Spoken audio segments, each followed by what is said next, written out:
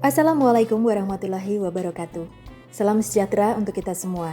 Perkenalkan, saya Nilo Ratih Maharani.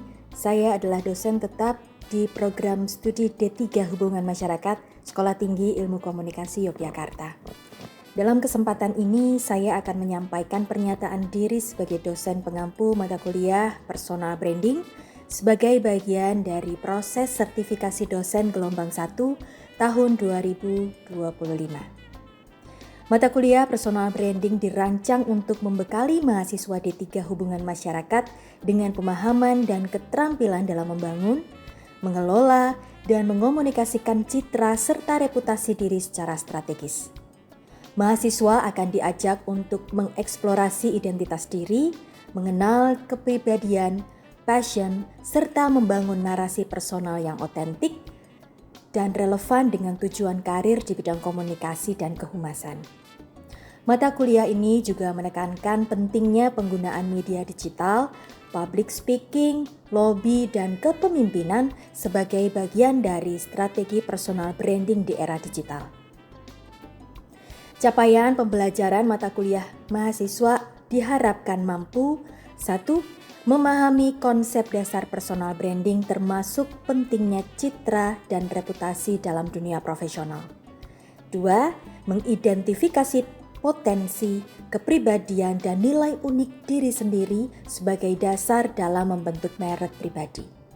Ketiga, merancang strategi personal branding yang sesuai dengan karakter dan tujuan karir di bidang kehumasan dan komunikasi. 4. Mengomunikasikan merek diri secara efektif melalui berbagai media, termasuk media sosial, public speaking, dan dokumen profesional seperti kurikulum vitae. Untuk menyampaikan materi, saya menggunakan 3 pendekatan utama. Yang pertama menggunakan expository learning. Expository learning digunakan pada pertemuan awal pada saat mahasiswa diberikan penjelasan komprehensif mengenai konsep-konsep dasar melalui presentasi, video, dan contoh kasus yang nyata dari dunia kehumasan dan komunikasi. Yang kedua, saya menggunakan problem-based learning di mana mahasiswa diajak menyelesaikan permasalahan nyata yang berhubungan dengan personal branding. Seperti misalnya bagaimana strategi membangun personal branding jika kita adalah mahasiswa introvert. Lalu yang ketiga, saya menggunakan case learning yang digunakan untuk membedah kisah para tokoh sukses seperti influencer, pemimpin muda, dan juga praktisi PR. Mahasiswa akan menganalisis strategi dan langkah tokoh tersebut serta membandingkan dengan strategi pribadi yang bisa diterapkan. Interaksi di dalam kelas saya bangun secara aktif dan partisipatif. Di dalam kelas, interaksi saya dorong melalui diskusi terbuka berbasis pengalaman pribadi mahasiswa serta sesi tanya jawab atau juga bisa menggunakan studi kasus yang diangkat dari fenomena nyata. Selain itu juga dilakukan mini debat tentang strategi citra diri di media sosial. Di luar kelas saya memanfaatkan platform WhatsApp group, email dan juga media lain yang dapat menjadi ruang konsultasi pengembangan CV dan personal project branding. Saya juga memberikan waktu khusus konsultasi untuk bimbingan personal branding yang berkaitan dengan pekerjaan, magang ataupun lomba. Penilaian dirancang agar mencerminkan pencapaian keterampilan dan pemahaman strategis. Teknis penilaian saya terapkan pada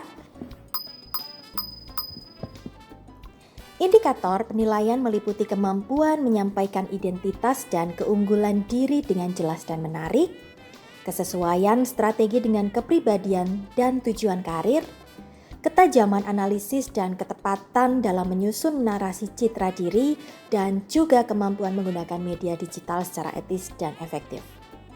Dengan pendekatan pembelajaran expository learning, problem-based learning, dan case learning, serta sistem penilaian yang menyeluruh, saya berharap mata kuliah personal branding ini mampu membantu mahasiswa memahami siapa diri mereka, mengelola citra diri secara strategis, dan menyiapkan mereka menghadapi dunia kerja dengan percaya diri dan profesional sebagai lulusan public relations.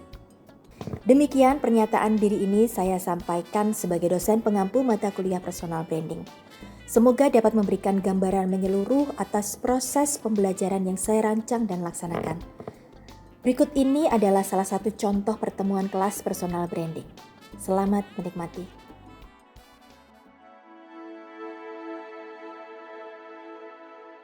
Pagi. Terima kasih untuk kalian yang semangat hari ini ketemu lagi ya. Kita di mata kuliah apa? Personal branding. Nah, ini pertemuan 8 materi pembahasan kita tentang mental block. Ada yang udah pernah dengar mental block itu apa? Mental block apa kira-kira? Pasti ingat nggak mental block? Apa ya? Sebuah situasi yang kita hanya ada di satu titik aja, nggak bisa keluar dari zona nyaman. Iya. Ada lagi yang mau berpendapat? Apa itu mental block? Pasti udah pernah dengar deh. Apa tuh mental block? Ayo, siapa mau coba? Mental block adalah keyakinan negatif yang bekerja pada level bawah sadar sehingga tanpa disadari program ini menyabotase segala potensi yang kita miliki. Potensi apa yang kalian miliki sekarang? Contohnya, bisa kasih tahu? Banyak. Apa coba sebutin? Public speaking, Public speaking, terus copywriting, apa lagi? Udah pernah praktek public speaking? Pernah praktek? pernah. Ngapain kalau praktek public speaking? Pidato, presentasi, negosiasi, jadi MC, benar. Terus potensi apa lagi yang kalian punya? desain grafis, Desain grafis yang didapatkan selama kalian kuliah ini aja. Fotografi, terus videografi, banyak ya. Berarti kalau nanti kalian ditanya, misalnya melamar pekerjaan terus ditanya, kamu bisa apa? Kamu dapat apa selama kuliah? Bisa jawab? bisa. Kamu punya kompetensi apa? Bisa menjawab? Bisa. Mental block di sini itu seperti tembok dalam pikiran kita. Jadi kalau ada tembok otomatis akan menghambat kita untuk bisa all out itu, untuk bisa maju. Coba bayangin kalau pintu itu ditutup, terus kita mau keluar, kita mau makan, kita mau keluar, nggak bisa kan? Nah itu seperti mental block kita. Kalau itu dibuka baru kita bisa menghirup udara segar, kita bisa bertemu dengan orang lain gitu. Contoh mental block, misalnya kalau tadi kalian udah belajar public speaking, terus pas diminta tolong ya Kak, presentasikan di depan. Oh, aku nggak bakal ngomong ya di depan orang Oh, aku takut aku nggak pernah MC Kan selalu jawabannya gitu ya, ketakutan dalam diri kita itu yang membuat kita jadi terhambat. Itu yang ada di pikiran kita. Nah, jenis-jenis mental block ada banyak. Pertama, meragukan diri sendiri. Pernah nggak kalian meragukan diri sendiri? Contohnya apa? Ya kalau pas ada kayak gitu tadi Mbak Pengsan minta tolong dong buat jadi MC.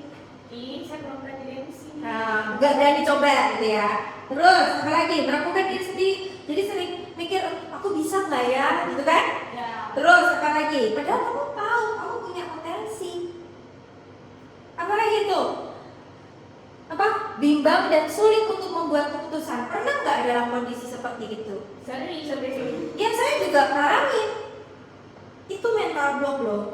Karena kondisi itu membuat kita bingung gitu ya. Mau ambil kerjaan yang ini atau mau ambil yang itu? Aku harus jawab ini atau jawab itu? Sulit untuk mendapatkan keputusan yang terbaik. Kemudian yang ketiga, fixed mindset. Kalau pikir yang kaku dan enggan untuk keluar dari zona nyaman. Pernah nggak ngalamin ada di zona nyaman? Pengen keluar nggak? Kalau kita udah enak-enak di kursi goyang, pengen nggak beranjak dari kursi itu? Tidak. Kadang kan kita nggak pengen kan? Nah ternyata zona nyaman itu juga nggak baik untuk diri kita. Kita jadi nggak bisa mencoba hal-hal yang lain. Kita nggak coba duduk di kursi orang tanco ya. Kita nggak bisa duduk di kursi bambu. Ya udah di kursi goyang kita aja karena kita udah merasa nyaman dan enak. Nah tapi fixed mindset atau pola pikir yang kaku nggak mau keluar dari zona nyaman ini membuat orang tuh sering bilang nih, aku emang nggak bisa public speaking, jadi mending nggak usah coba. Aku emang belum pernah MC, jadi nggak pernah coba. Aku mending nggak deh daripada ya. Nah kata daripada itu fixed mindset. Terus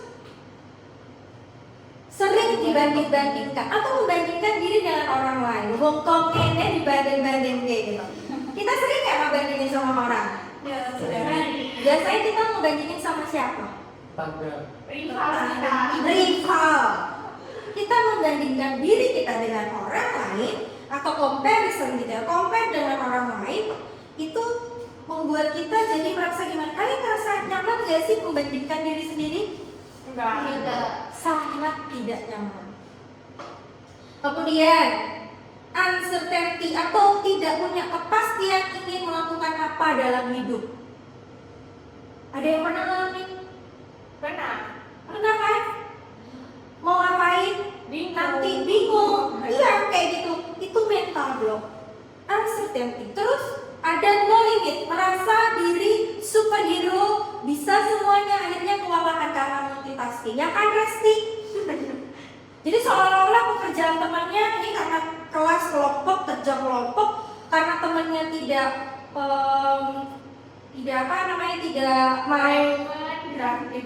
nggak mau aktif, akhirnya udahlah aku kerjain sendiri aja, akhirnya akan kewalahan. Pertama adalah kamu itu memaksa dirimu sendiri. Dengan kamu memaksa dirimu sendiri, kamu akan cepat lelah. Sementara temanmu itu juga jadi tidak terasa. Jadi kadang-kadang ketika kita merasa tidak punya batasan, itu membuat mental block diri kita. Jadi kamu nggak bisa kerjasama dalam tim nanti. Menganggap semua orang itu tidak mampu. Padahal yang namanya kerja tim itu penting.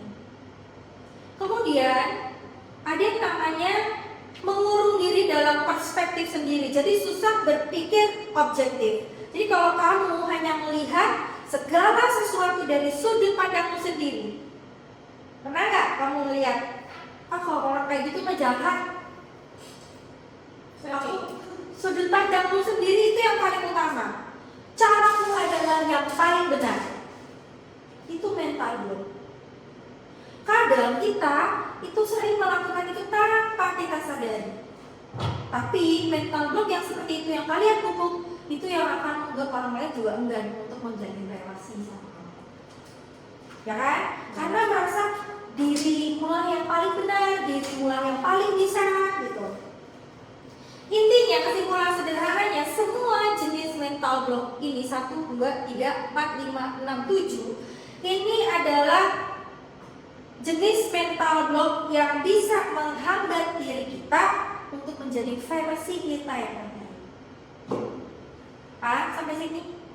Semua pasti pernah mengalami hal-hal seperti ini ya. Paling nggak kalau kalian tidak pernah merasa sendiri, kalian melihat orang lain. Gitu. Nah, efeknya apa tuh? Tipe orang yang punya mental block, nggak mau keluar dari zona nyaman, nggak inisiatif sama sekali ya kan? Ikut-ikut aja. Ih, kamu nggak inisiatif banget sih. Kamu pengen kemana nih habis ini? Aku ikut aja deh, mau kemana? Kamu mau ngerjain apa hari ini? Aku ikut aja deh. Sama sekali nggak punya inisiatif, nggak mau berusaha. Udahlah, besok aja lah, gak usah dikerjain lah. Nanti juga dikerjain sama Resti. Udahlah, gak usah. Nanti juga ada yang bantuin gitu. Gak mau berusaha. Pengennya cepat dan instan. Ini generasi sekarang. Suka banget sama yang instan-instan. Karena yang instan ini mudah dan kalau makanan ya enak gitu. Micin, generasi micin. Generasi instan. Semuanya serba cepat, semuanya serba mudah. Tinggal masukin, jadi. Pernah lihat bikin brownies instan ada kan? Ya. Itu yang instan. Cuman kan kita jadi nggak tahu apa isinya. Padahal bikin brownies itu susah tuh, step by stepnya. Tapi ada loh yang instan, tinggal masukin campur sama telur satu kali oven. Jadi, tapi kan kita nggak tahu prosesnya seperti apa. Kita asal makan aja. Sama yang jadinya, aku nggak bisa, padahal belum dicoba. Nggak ada, padahal belum benar-benar dicari. Kan maksudnya nggak gampang kayak gini kan? Nggak tahu, padahal belum dicari tahu. Bisa nggak kamu ngerjain ini? Enggak, padahal belum dicoba. Pasti bisa nggak lengsin nanti? Enggak, suara aku jelek. Padahal belum dicoba. Gitu. Nah, dampaknya ketika kita memupuk mental block ini, dampaknya bisa apa nih? Menurunkan daya kreativitas. Di usia kalian yang masih sangat muda ini, kreativitas itu menjadi sangat penting. Kalian tuh kalau misalnya nanti kerja itu ditanya nih. Nanti ada tesnya ya, ada tes psikologi. Kalau kamu dikasih pekerjaan ini, kamu mau mengerjakan seperti apa? Kalau kamu mental blocknya kuat, tinggi gitu ya, kamu pupuk, kamu gak akan mencontek, ikut-ikut aja orang yang mengerjakan. Tapi kalau kamu punya kepercayaan yang cukup, kamu ingin keluar, kamu akan berusaha untuk mencari sesuatu yang berbeda dari orang lain. Daya kreativitasnya akan terasah. Kemudian nggak ada kemajuan dalam hidup terasa stuck. Pernah nggak kalian merasa kok aku gini-gini aja ya? Sering kan? Coba teman kalian yang seusia sama kalian. Sudah nikah. Udah nikah. Sudah punya bisnis. Udah punya bisnis. Aku kenal tuh yang ngomong PNS. Gaji 2 digit. Gaji 2 digit, coba bayangin. Dan kalian sekarang ada di posisi sekarang. Ya aku nggak memantik untuk kalian membandingkan dengan orang lain ya. Tapi seumuran kalian, teman lain kalian udah punya bisnis bahkan. Sementara kita masih di sini aja, kayak nggak ada kemajuan dalam hidup, nggak punya cita-cita, belum mau jadi apa ini besok, hidup stuck gitu-gitu aja. Kenapa? Kamu nggak mau keluar, kamu nggak mau melihat dunia. Padahal dunia itu luas. Gak kayak yang kamu temuin, kamu hari ini kuliah, terus nanti sampai ke rumah, tidur, bangun lagi, makan, gak gitu. Kemudian dampaknya apa? Mengubur potensi dalam diri. Kalau tadi punya skill public speaking, punya potensi fotografi, tapi udah selesai kalian lulus, ya udah. Kan kemarin cuma buat dapet nilai Kak. Kan kita kemarin pameran cuma buat dapet nilai Kak aja Kak. Abis itu udah dipupuk lagi. Padahal apa? Konten kreator di luar sana tuh butuh skill kalian. Tapi kalian ngerasa ngapain sih? Bosan ngerjain itu. Orang lain loh nggak bisa yang kamu lakukan, tapi kamu bisa dan nggak mau melakukan. Merasa tertinggal dari yang lain, merasa nggak? Ya kan, kalau kita membandingkan dengan orang lain yang lebih sukses sama kita, dari kita, ada seorang, dulu teman main aku lo itu, kok dia bisa kayak gitu, gimana ya? Pasti karena bapaknya mantan presiden. Pasti karena orang tuanya kaya tuh. Ya gimana ya bayangkan bapaknya ibunya dokter semua, udah pasti anaknya dokter. Mertuanya kaya. Ini loh mental blockmu tuh. Ya kan sering dipakai gitu. Merasa tertinggal dengan yang lain, rasa percaya diri menurun dan pesimis. Mata kuliah ini itu mata kuliah memahami diri sendiri. Aku sering banget cerita bahwa kalau mengajar mata kuliah ini tuh ini semacam kayak berkaca, jadi cambuk untuk aku. Jadi apa yang aku sampaikan pada kalian itu aku juga merasa. Jadi kita tuh kayak bisa sharing gitu loh. Aku juga merasakan lo kayak gini. Dalam kondisi yang sangat pesimis, dalam kondisi yang sangat tidak percaya diri. Apalagi kalau teman kolega yang udah masih usianya sama, tapi dia udah jadi dokter misalnya. Berarti ini nggak pengen banget. Pengen. Sedang mengusahakan untuk kesana. Mau doanya teman-temannya. Gitu. Jadi kalau bisa kita harus punya cambuk untuk diri kita sendiri. Kalau dicambuk sama orang lain kan gak enak ya. Tahu ya dicambuk ya? Sakit ya. Iya lah. Sebisa mungkin jangan. Kayak misalnya mau dicari sama orang lain kan, dia aja sambil dicambuk. Kan tidak enak kan? Sakit kan? Kita tuh merasa terpaksa. Tapi kalau kita tahu porsinya kita tahu akan kemana, kita tahu apa yang akan kita lakukan, caranya gimana ya. Jadi mengenali diri sendiri. Karena mental block ini itu ada di dalam diri kita, bukan ada di orang lain. Ada di dalam diri kita. Kalau kamu mau, kamu bisa kok keluar dari pintu ini. Bukan. Ada usaha untuk jalannya. Kalau kamu cuma berdiri di sini, nggak ada usaha untuk jalan, pegang, kemudian membuka itu bisa. Harus ada usaha dari dalam diri kita, agar kita bisa keluar dari mental block. Nah, kehilangan banyak kesempatan dan peluang. Ini kita ngomongin soal waktu, teman-teman. Waktu itu nggak bisa terulang. Dan penyesalan itu selalu ada di akhir. Kalau di depan akan namanya Paling gampang. Tuh kan? Karena waktu itu nggak bisa berulang. Kalau misalnya kita bisa mengulang waktu, saya nggak akan ada di sini. Mungkin dia di belahan gimana? Kan kita nggak tahu nasib kita ke depannya apa. Tapi siapa sih yang menentukan nasib kita? Kita sendiri. Siapa yang paham tentang diri kita? Kita sendiri. Yang tahu potensi mau siapa? Diri sendiri. Kalau misalnya kamu pindah dari tempat sini, mau keluar harus lewat pintu ini. Kalau kamu nggak jalan, mengupayakan diri sendiri untuk jalan menuju pintu, membukanya dan keluar, nggak akan. Kamu tetap duduk diam di sini karena nggak ada usaha, nggak ada effort untuk kamu jalan dari ruangan ini, dari tempat ini, dari mejamu tempat duduk kemudian jalan ke pintu.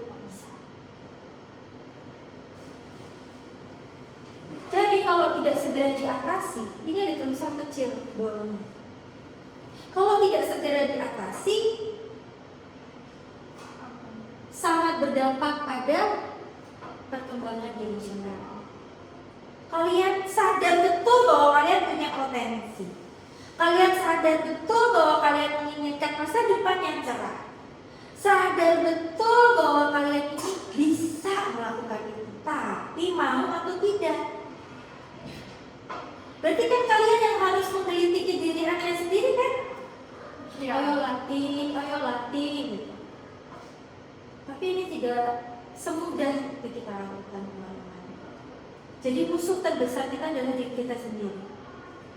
Batu sandungan terbesar adalah diri kita sendiri. Karena Tuhan tuh gak pernah menggariskan orang itu untuk jatuh miskin loh, kecuali memang kita menginginkan. Teknik menghancurkan mental block. Yang pertama merangkai mental positif. Coba latih ya pikiranmu untuk selalu melihat sisi baik dari setiap kejadian. Mudah nggak kira-kira? Susah? Tidak. Kalau misalnya kalian wawancara kerja, terus gagal, apa yang mau kalian lakukan? Yang pertama sedih dulu. Sedih, nangis. Terus habis itu untuk menghancurkan mental block itu, mental block pasti kalau kamu gagal, bener kan? Aku tuh sebenarnya nggak mampu. Ngapain sih aku coba? Mungkin tadi aku di rumah aja, nggak usah ikut wawancara ya kak. Itu mental block teman-teman. Tapi untuk menghancurkannya, rangkai mental positif. Dengan cara apa? Oh, ini aku dikasih kesempatan untuk mengulang, berarti yang aku kerjakan lebih baiknya harusnya. Tapi untuk bisa seperti itu harus ada usaha penuh menurut kamu. ini nggak berkaitan dengan usia ya. Usia aku, teman-teman kolega, ini kadang-kadang untuk merangkai mental positif itu berat. Jadi harus kita latih. Kalian masih usianya masih muda banget untuk melatih seperti ini. Kalau kita sering melakukannya pasti bisa. Kemudian kalian pernah lihat nggak video-video YouTube merangkai afirmasi positif? Ya. Pernah ya? Dan itu sebenarnya salah satu cara afirmasi positif, kata-kata afirmasi positif. Gitu. Kayak di sini paham ya? Masih ada beberapa slide lagi. Setting goal. Setting goal adalah sebuah proses yang bertujuan untuk mengidentifikasi prioritas pekerjaan atau kehidupan lalu mencapai tujuan pribadi dan profesional. Kita harus setting mimpi kita, cita-cita. Makanya dari kecil ditanya kan, cita-citamu apa? Jadi apa nanti? Ketika kita punya cita-cita, maka kita tahu nih arahnya mau kemana. Kalau cita-citamu mau jadi MC Konjang, tapi kalau disuruh MC, kamu suaramu kan jelek. Pasti nanti ikut PSM ya. Mana suaramu kan jelek. Padahal cita-citanya Lesti mau jadi penyanyi. Gimana dong? Makanya ditanya, gitu kan? Sekarang saya tanya, cita-citamu setelah lulus jadi apa? Mau apa? Ada yang bisa menjawab? Aku bisa. Boleh. Aku pengen jadi pengusaha. Pengusaha, Terus aku pengen jadi konsultan. konsultan apa nih? Konsultan PR karena duitnya banyak. Konsultan PR, oke. Nah berarti kamu sudah setting goal nih. Berarti setelah lulus dari sini, kamu mau ngapain? Mau kuliah lagi. Mau kuliah lagi? Belajar lagi. Dan jadi konsultan. Oke. Ada role model yang kamu ikutin? Ada. Siapa? Ada. Ada ya, ada role model. Nah, role model itu tuh penting loh teman-teman. Karena dengan kita melihat dia, maka kita tahu harus ngapain untuk bisa menjadi seperti dia. Kalau kita nggak sekaya dia, Dan seklo. Memang dulu dia kaya, udah kaya dari lahir. orang-orangnya sih. Ada loh yang orang tuanya kaya, terus anaknya juga nggak mengusahakan untuk tetap jadi kayak mempertahankan kekayaan itu lebih sulit daripada, Oh iya. ya kan? Ya, benar. Jadi kalau misalnya orang tua yang kaya tapi anaknya nggak mempertahankan, ya habis. Guru kita. Nah, begitu teman-teman. Sampai di sini ada pertanyaan? Belum. Sudah punya cita-cita? Oke, berarti minggu depan kita sudah bisa menyampaikan ya, kalian sudah bisa menyampaikan ke cita-citaku ini setting up goalku untuk 1 tahun ke depan ini, jadi aku harus ngapain, bisa ya? Gitu? Terima kasih untuk pertemuan kita hari ini. Selamat siang, selamat istirahat. Dadah. Selamat siang. Terima kasih.